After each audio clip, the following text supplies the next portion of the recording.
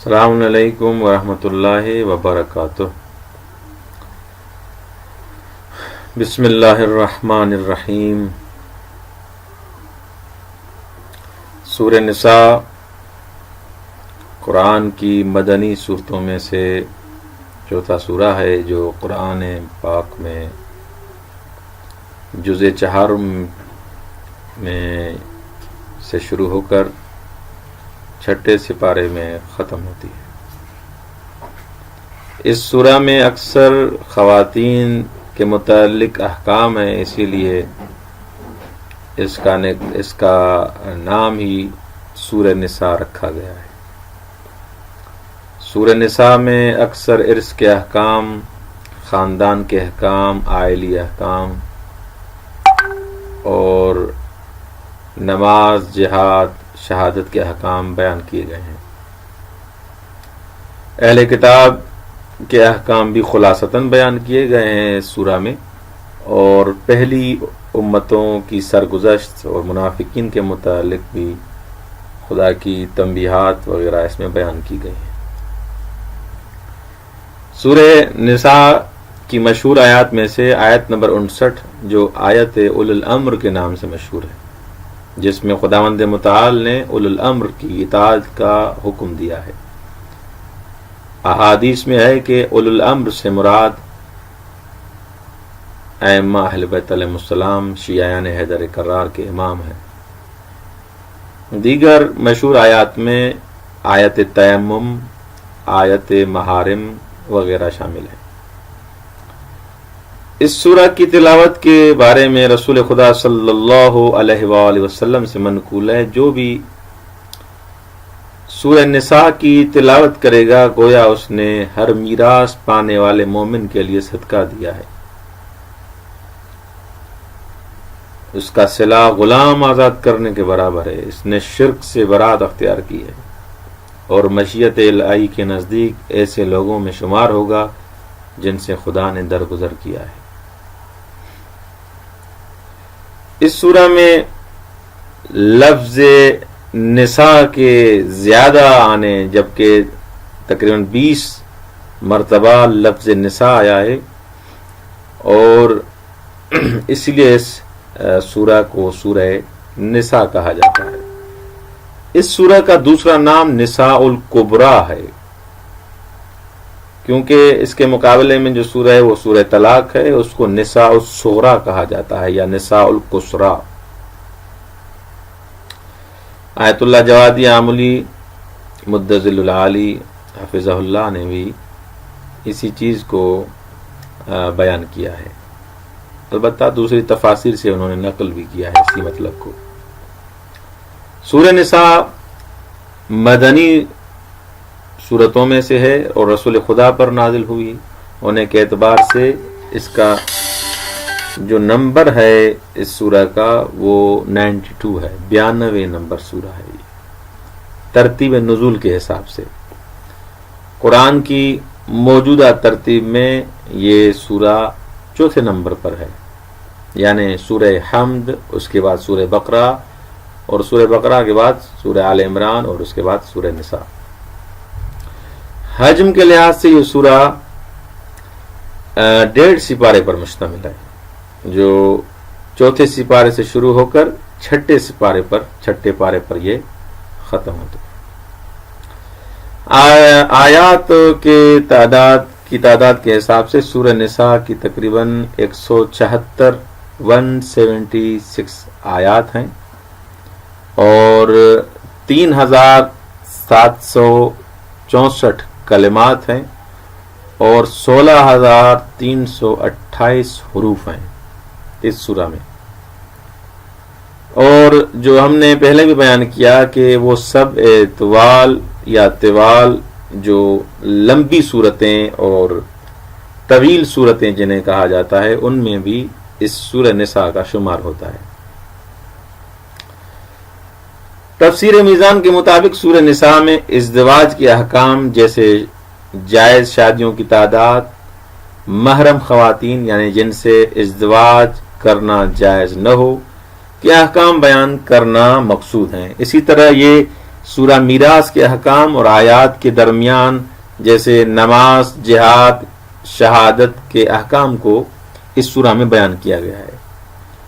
اسی طرح آیت اللہ علامہ طباطبائی رحمۃ اللہ علیہ فرماتے ہیں کہ اس میں اہل کتاب کے بارے میں بھی ذکر ہے، ایمان اور عدالت کی دعوت بھی دی گئی ہے تفسیر میں، اور گزشتہ امتوں کے بارے میں بھی ان کی سرگزشت کیسے ہوئی تھی اس کے بارے میں بھی سورہ نساء میں تذکرہ ہوا ہے۔ کفار سے جہاد، منافقوں کے بارے میں اس جیسے عنوان بھی سورہ نساء میں بیان کیے گئے ہیں۔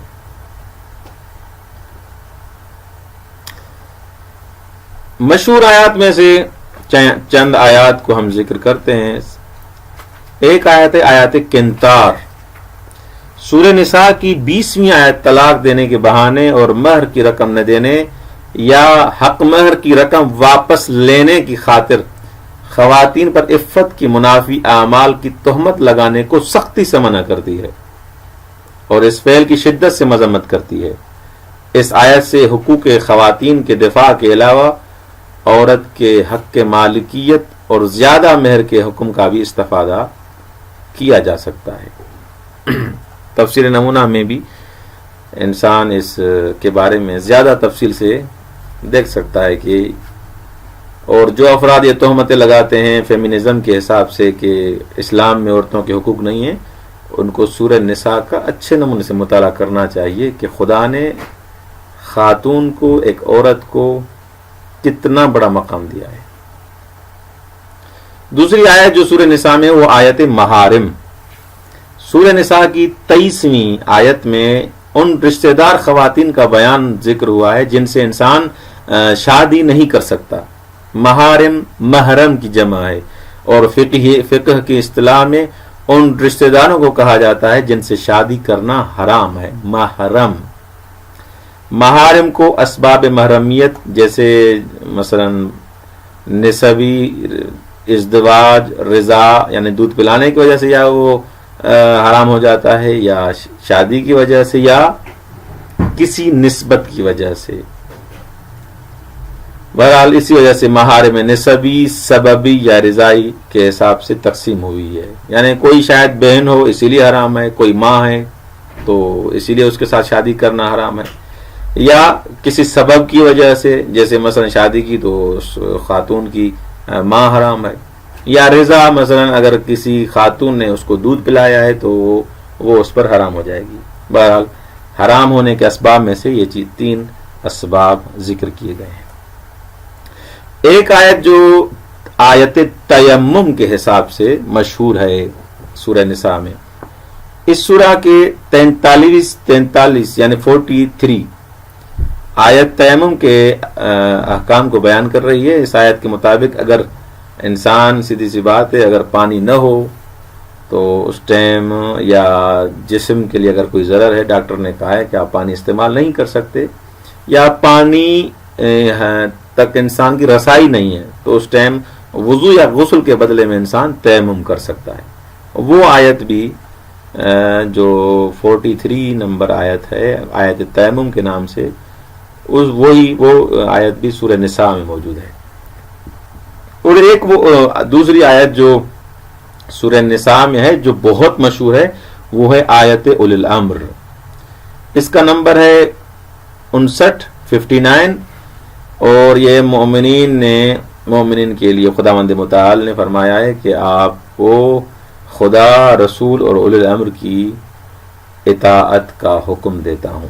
شیعہ مفسرین اور بعض اہل سنت جیسے فخر رازی اس بات کے قائل ہیں کہ یہ اولی الامر کی عصمت پر دلالت کرتی ہے یہ آیت، یعنی معصوم ہیں تبھی تو خدا نے حکم دیا ہے کہ ان کی اطاعت کرو، وگرنہ غیر معصوم یا العیاذ باللہ ظالم کی خدا اطاعت کا حکم نہیں دے سکتا۔ بس خدا نے جو حکم دیا ہے کہ ان کی اطاعت کرو اولی الامر کی، یہ اس پر واضح دلیل ہے کہ وہ معصوم ہے۔ ایک دوسری آیت جو مشہور ہے سورہ نساء میں وہ ہے آیات نشوز، آیت نشوز کے نام سے مشہور ہے۔ سورہ نساء کی آیت نمبر 34 اور 128 ان کو آیات نشور کہا جاتا ہے۔ نشوز، آیات نشوز میں بیان کرتا چلوں، نشوز ایک فقہی اصطلاح ہے، یعنی مثلا اگر کوئی خاتون یا اگر اپنے شوہر کے حکم کی عدولی کرے اور اس کی جنسی خواہش کو پورا نہ کرے، یا اس کی مثلا جو جائز جو اسلام میں احکامات ہیں ان کو پورا نہ کرے، یا شوہر کی اجازت کے بغیر گھر سے باہر چلی جائے، تو اس ٹائم اس عورت کو ناشزہ کہا جاتا ہے، کیونکہ وہ شوہر کے حقوق کی رعایت نہیں کرتی اور اس کے ساتھ رہن سہن میں ناسازگاری اپناتی ہے، تو اس وجہ سے اس کو ناشزہ کہا جاتا ہے۔ یہ احکام نشوز بھی اسی قرآن کے سورہ میں موجود ہیں۔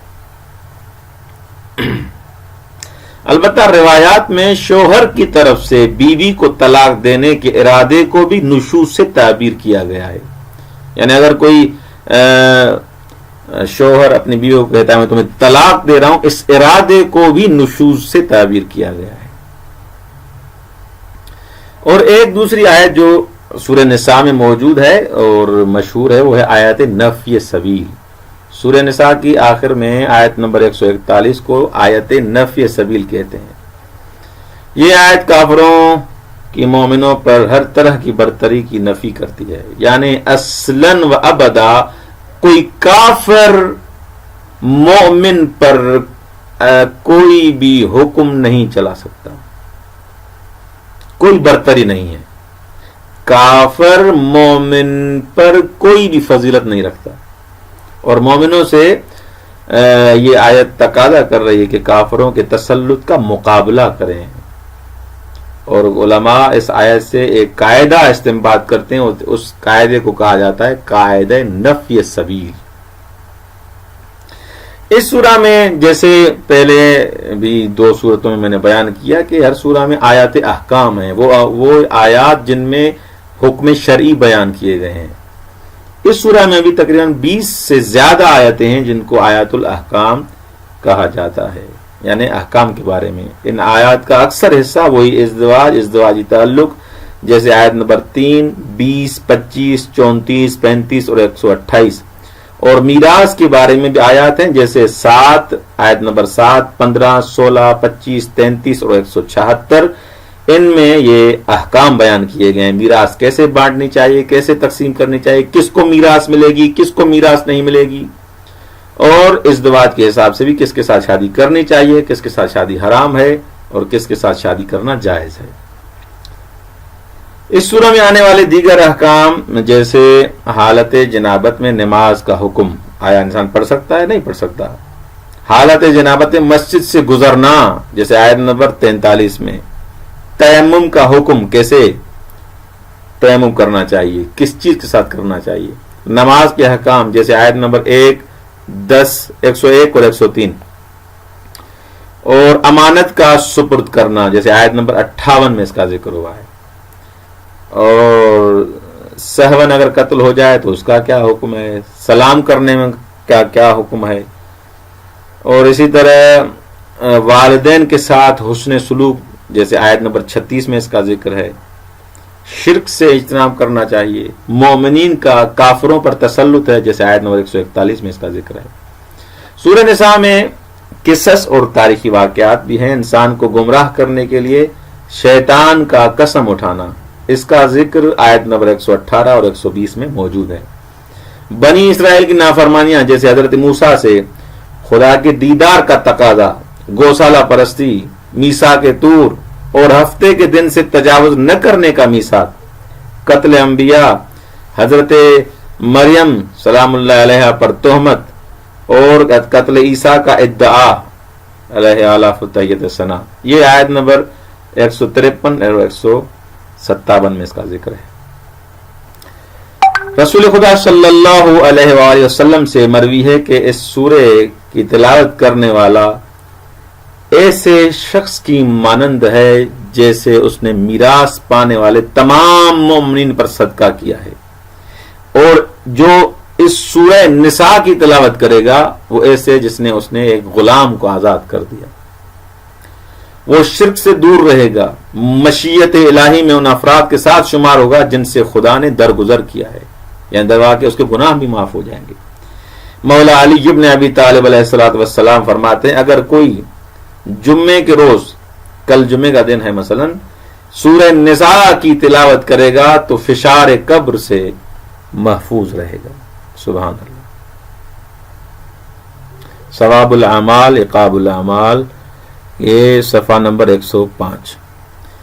حدیثی مصادر میں اس سورہ کے خواص بہت ذکر کیے گئے ہیں، جیسے خوف کا خاتمہ، اگر مثلا کسی کو زیادہ خوف ہے، ڈر ہے، تو سورہ نساء کی تلاوت کرے، اور اسے ایسے کرنا چاہیے کہ اسے کسی برتن میں لکھ کر بارش کے پانی کے ساتھ اور اس کو دھوئے اور وہ پانی پی لے۔ اسی طرح گم شدہ اگر کوئی گم ہو گیا ہے تو اسے بھی اس سورہ کے ذریعے تلاوت کرے اور اس کو پیدا کیا جا سکتا ہے، وہ اس کو ڈھونڈا جا سکتا ہے۔ شیخ طوسی رحمۃ اللہ علیہ مصباح المتہجد میں فرماتے ہیں کہ جمعے کے دن نماز صبح کے بعد اس سورہ کی تلاوت مستحب ہے۔ خداوند متعال ہمیں اہل بیت علیہ السلام کی سیرت پہ چلنے کی توفیق عنایت فرمائے۔ قرآن کی تلاوت اور تلاوت کرنے کے بعد اس کو اس میں تدبر، تفکر اور احکام الہی، احکام قرآن پر عمل کرنے کی توفیق عنایت فرمائے۔ والسلام علیکم ورحمۃ اللہ وبرکاتہ۔